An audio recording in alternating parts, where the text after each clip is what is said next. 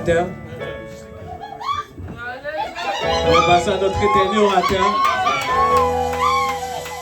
En fait, cette c'est mon jumeau. À ce qui paraît, il prêche comme moi. Avec, même avant qu'il a reçu le titre de pasteur, on lui appelle déjà Bishop. Alléluia, amen. Et je sais que le Seigneur a une parole pour lui. Je suis fier de présenter le frère Magloire ici parmi nous.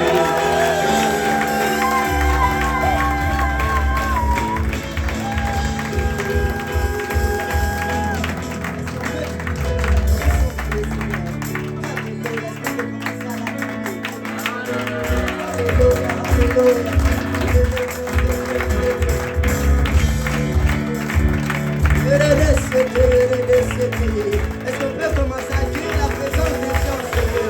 Alléluia, alléluia. Papa, nous t'accueillons, Seigneur. Nous te commençons bien, Papa. Sur ta place au milieu de nous. Alléluia.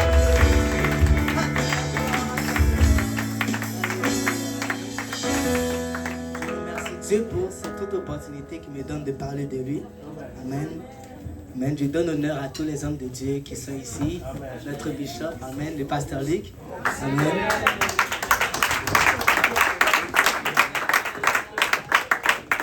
Également celui que j'appelle mon mentor, le pasteur Dario. Amen.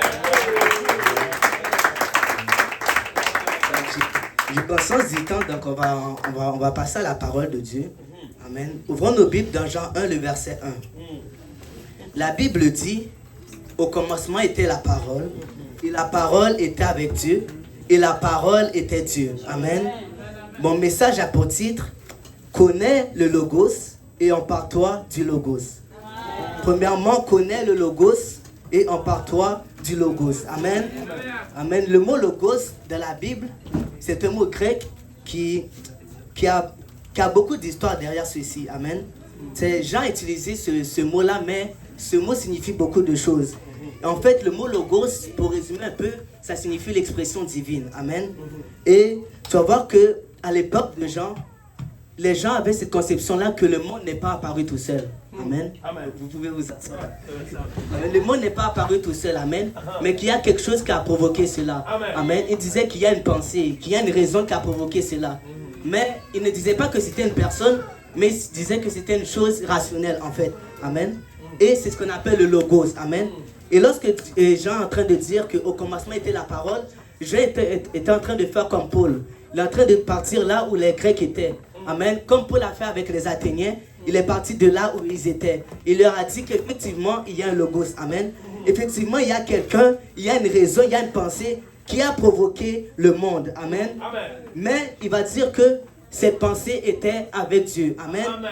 En d'autres mots, il voulait dire que cette pensée appartenait à Dieu. Amen. Amen. Ce n'était pas une autre personne quelconque, mais cette personne était Dieu lui-même. Amen. Et il en passe cela dans le prochain mot, il dit que cette parole était Dieu. Amen.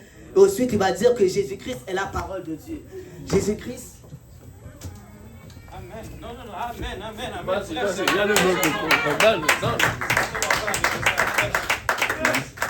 Donc, il expliquait que Jésus-Christ, en fait, c'est l'expression de Dieu, en fait. Amen.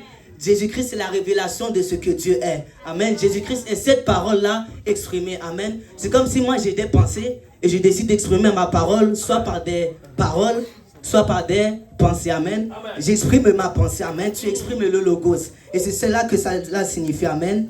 Et c'est comme si, lorsque Dieu nous donne des promesses. Amen. Le thème de notre conférence, c'est les promesses de Dieu. Amen. On ne peut pas parler des promesses de Dieu sans parler de la parole de Dieu. Amen. Une promesse est basée sur la parole de Dieu. Amen. Et lorsque Dieu te donne une promesse, par définition, c'est les promesses de Dieu sur la révélation de la volonté de Dieu. Amen. Les promesses de Dieu sur la révélation du logos, en fait. Les promesses de Dieu, c'est le logos qui est exprimé. La pensée de Dieu qui est exprimée. La volonté de Dieu qui est exprimée. Amen. Donc, amen. Le pasteur Achille, ce matin, j'ai stressé parce que le pasteur Achille a prêché tout mon message. Mais en tout cas, le Seigneur est bon. Amen. Donc, le pasteur Achille prêchait que le Seigneur a un plan pour chacun de nos vies. Amen. Il a préparé des projets de paix, non de malheur pour chacun de nous. Amen. Est-ce que tu sais que le Seigneur a une pensée pour chaque aspect de ta vie? Est-ce que tu sais que le Seigneur a une volonté pour chaque aspect de ta vie? Amen. Le Seigneur a un plan, un objectif. Amen. Lorsqu'il t'a créé avec des plans, il t'a créé avec des objectifs. Amen. Mais ce n'est pas parce que tu n'as pas connaissance des promesses de Dieu qu'il n'y a pas de promesses. Amen. Ce n'est pas parce que tu n'as pas connaissance du Logos que il n'y a pas de Logos. Amen. Nous devons connaître le Logos. Amen. Je veux pousser quelqu'un ce soir à s'emparer du Logos. Je veux pousser quelqu'un ce soir à chercher la face de Dieu et à s'emparer du Logos. Amen. Parce que le Seigneur va seulement révéler sa volonté lorsque nous cherchons sa volonté. Amen. Le Seigneur va révéler sa volonté lorsqu'il voit quelqu'un qui est prêt à dire: Seigneur, je ne suis pas là pour faire ma volonté, mais pour faire ta volonté. Amen. Le Seigneur a des promesses dans vos vies. Amen. Mais quand vous allez commencer à chercher la face de Dieu, c'est alors qu'il va révéler ses promesses. Amen. C'est alors que le Logos va s'exprimer. Amen. La Bible dit dans Jérémie 33, le verset 3: Invoque-moi et je te répondrai. Je t'annoncerai de grandes choses, des choses cachées que tu ne connais pas. Amen. Le Seigneur veut t'annoncer des choses cachées sur ta famille. Le Seigneur veut t'annoncer des choses cachées sur tes études. Le Seigneur veut t'annoncer des choses cachées sur tes finances. Amen. Recherche la face de Dieu tout simplement et il va révéler son Logos. Recherche la face de Dieu tout simplement et il va révéler sa volonté. Amen. Le Seigneur a un plan pour chaque aspect de votre vie. Amen. Alléluia. Et le chapitre de cette conférence, c'est Ésaïe 55. Et dans Ésaïe 55, il y a vraiment quelque chose de particulier. Et pendant que je faisais mon message, je savais ça ne venait pas de moi. Là. Ça, c'était Dieu. Amen.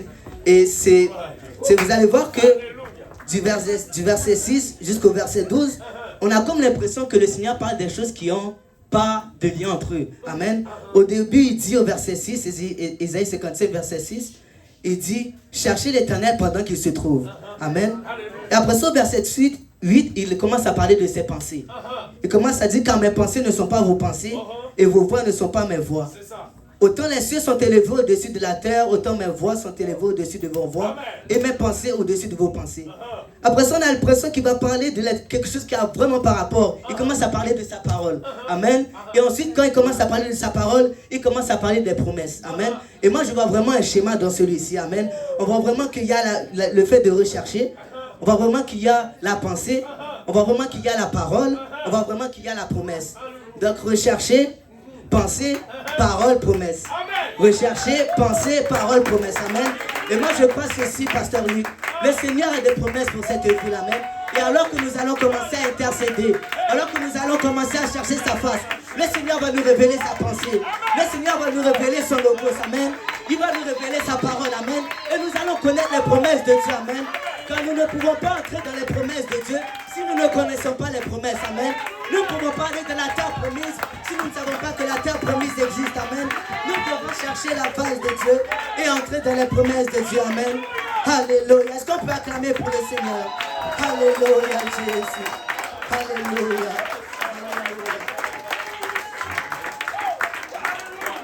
Mais une fois que nous connaissons le Logos, une fois que le Seigneur nous a donné ses promesses, nous devons nous emparer des promesses. Amen. Et il y a deux moyens pour s'emparer des promesses. C'est pas la soumission et la foi. Amen. Et le pasteur Achille avait commencé à en parler aussi. Ça, je vous dis, je stressais un peu. Mais vous allez voir que lorsque Dieu a donné la promesse à Abraham, il a donné la promesse, mais il a également changé son nom. Il ne s'est pas contenté de donner la promesse, mais il a également changé son nom. Et vous savez ce qu'Abraham signifie? Abraham signifie père d'une multitude. C'est-à-dire que, je veux juste que vous imaginiez le contexte. Abraham n'avait pas d'enfant. Il était vieux. Imagine quelqu'un qui vient l'appeler Abraham. C'est-à-dire à chaque fois il entendait père d'une multitude. Père d'une multitude. Chaque personne qu'il adressait, il entendait père d'une multitude. Père d'une multitude. Amen. La Bible dit que la foi vient de ce qu'on entend. Et ce qu'on entend vient de la parole de Dieu. Peuple de Dieu, ça prend la foi, papa. Ça prend la foi pour entrer dans les promesses de Dieu. Ça prend la foi pour s'emparer des promesses de Dieu. Amen. Alléluia. Amen. Et nous voyons que même si Abraham pouvait douter, il entendait constamment cela. Amen. Je ne veux pas prêter l'oreille à ce que les circonstances me disent. Amen. Parce qu'en réalité, le verset que je viens de dire, ce que tu entends, c'est ce en quoi tu vas croire. Même si ce n'est pas la parole de Dieu. Amen. Donc c'est toi qui décides de ce en quoi tu vas croire. Amen. Il y a vraiment quelque chose que le Seigneur m'avait montré. C'est que l'une des manières de s'emparer des promesses, c'est de déclarer cette promesse. Amen. Commence à déclarer cette promesse. Amen. Il y a quelque chose qui se passe lorsque tu es en train de parler. Amen. Alléluia. Je n'ai pas le temps d'aborder cela. Donc on va continuer. Amen. Donc comme j'ai dit, prêtez l'oreille à ce que la parole de Dieu vous dit. Amen. Et vous allez voir que le Seigneur nous a donné le logos. Il nous a exprimé sa volonté. Amen. Mais vous savez que la parole de Dieu, également le logos s'exprimer. Amen. Dans cette parole, il y a les promesses de Dieu pour chaque aspect de vos vies. Amen. Dans cette parole, en tant qu'enfant de Dieu, vous pouvez réclamer chaque phrase dans cette parole. Amen. Jésus-Christ a payé le prix pour que vous réclamez chaque phrase dans cette parole. Amen. Et j'aimerais vous dire que, écoute, peut-être que il y a un membre de ta famille qui ne sait pas le Seigneur. Mais la parole de Dieu, il dit que si tu crois, tu seras sauvé, toi et ta famille. Amen. Et tu peux réclamer cette promesse. Amen. Tu peux la déclarer dans ta vie. Amen. La Bible dit, écoute, que moi et ma maison, nous servirons l'Éternel. Amen. Alléluia. Est-ce qu'on peut acclamer pour le Seigneur?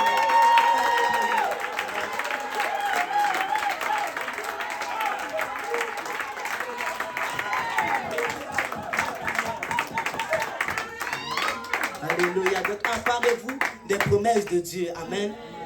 La Bible dit que c'est par ses meurtrissures que nous sommes guéris. Peu importe si je me sens malade, je me fie sur sa parole. Amen. Écoutez, la Bible dit que Dieu veille sur sa parole pour l'exécuter. Déjà que Dieu, il est Dieu, c'est-à-dire qu'il n'échoue jamais. Mais là, il dit qu'il prête une attention particulière sur cela. Il veille, il surveille. C'est-à-dire que la parole de Dieu ne peut pas échouer. Amen. Amen. La promesse de Dieu s'accomplit toujours. Amen. Parce que Dieu n'échoue jamais. La promesse de Dieu s'accomplit toujours parce que Dieu veille sur sa parole. Amen. Alléluia. Et je vais finir. Bon, il y a quand même des choses encore. Mais j'aimerais dire que, amen, vous avez également le logos en vous. Amen. Amen. La Bible dit, il faut que je retrouve le verset. Il me semble que c'est dans 1 Corinthiens 2. Alléluia. Amen.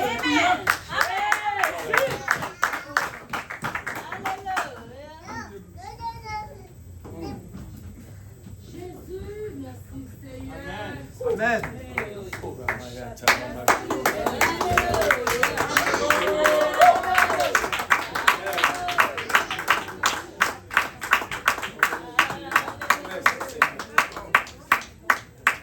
Voilà. 1 Corinthiens 2, le verset 11, la Bible dit, lequel des hommes, en effet, connaît les choses de l'homme, si ce n'est l'esprit de l'homme qui est en lui. De même, personne ne connaît les choses de Dieu, si ce n'est l'esprit de Dieu. Amen. J'aimerais dire à quelqu'un que tu as la pensée de Dieu en toi. Tu as le logos en toi. Amen. C'est Joseph avait personne pour le conduire. Il avait une promesse. Mais tout ce qu'il s'est contenté de faire, c'est d'obéir au principe de Dieu. Amen.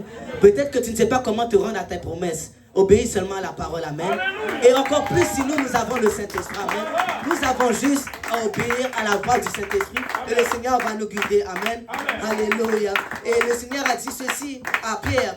Il a dit, si tu me suis, je ferai de toi un pécheur d'homme. Amen. Ça prend la soumission. Amen. Joseph s'est soumis. Joseph n'a pas péché avec la femme de Potiphar. Mais ça prend que nous nous soumettons pour entrer dans les promesses de Dieu. Amen. Et j'aimerais juste finir en déclarant une promesse de Dieu dans vos vies. Amen.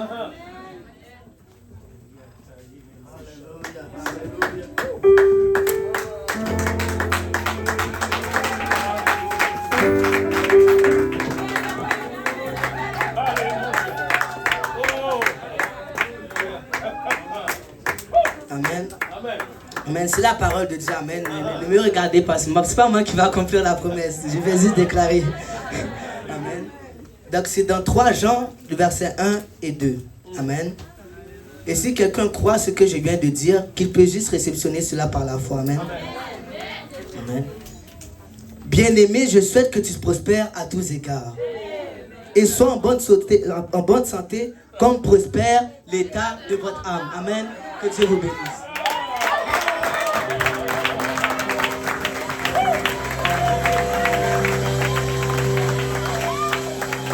Alléluia, alléluia, alléluia, alléluia.